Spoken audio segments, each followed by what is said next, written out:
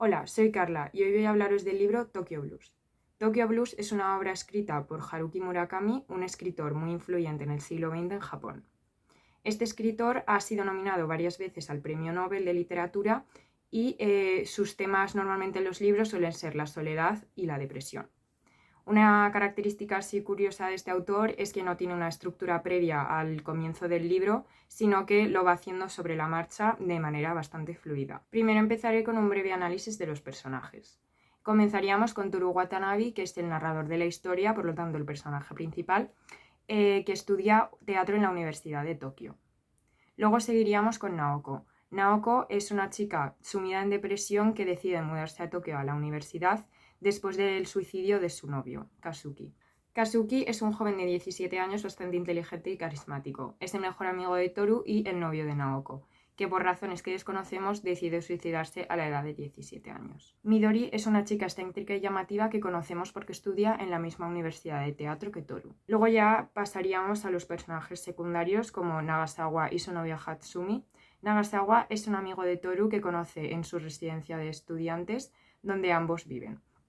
Es un chico bastante inteligente y frío, pero también se le conoce por ser bastante egoísta con su novia Hatsumi.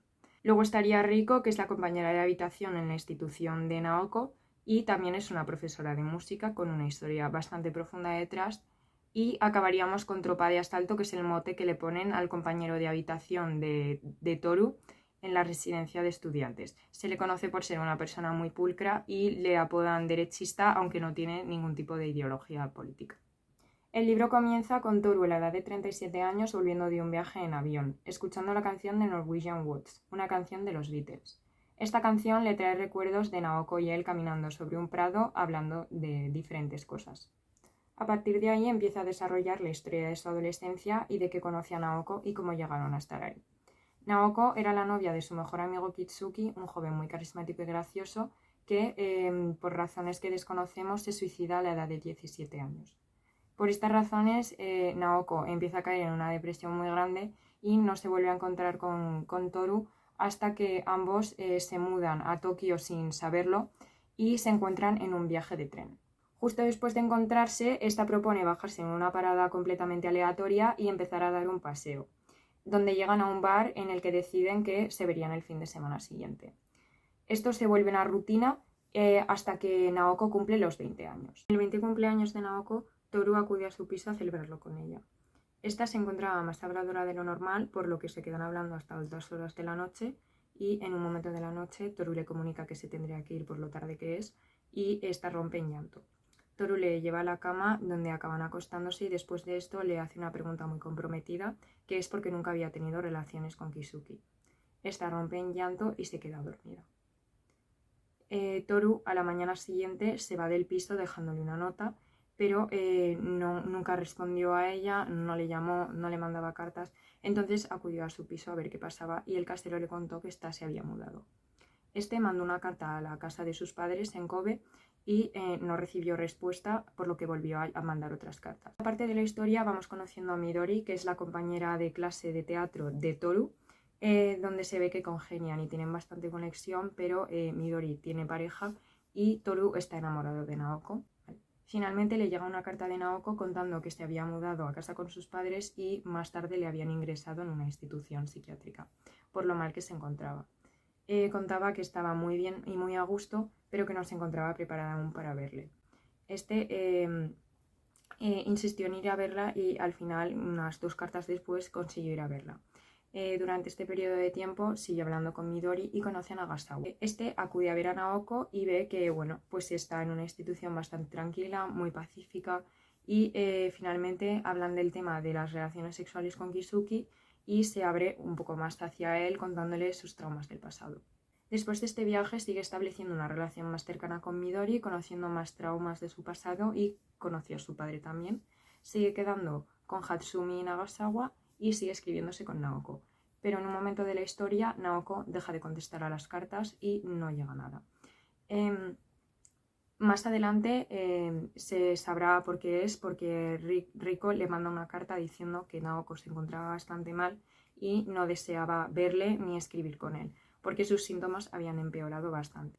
Esto hace que Toru se sumerja más en su depresión y empiece a tener problemas con Midori.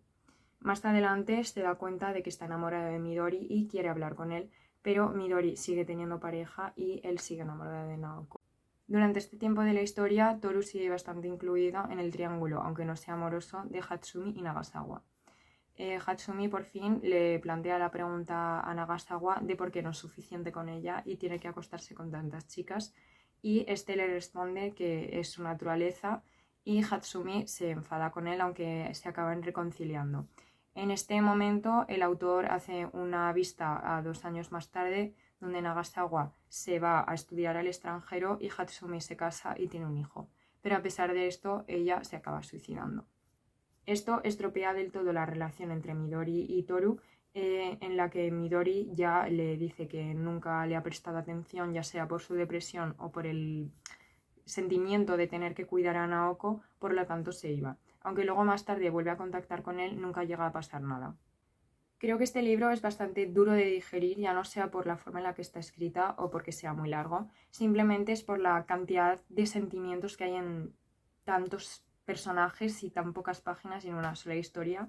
Es algo que me ha gustado mucho también, que los personajes sean complejos y que cada uno tenga su historia, aunque hay veces que es verdad que es bastante difícil de seguir, ya sea porque es bastante duro o porque los personajes a veces actúan de una manera que pues, nosotros a veces no podemos entender por su situación o porque nunca nos ha pasado. También me ha gustado mucho la contextualización del autor sobre la historia, lo bien que te podías imaginar cómo estabas en calles de Tokio o cómo era la residencia en sí.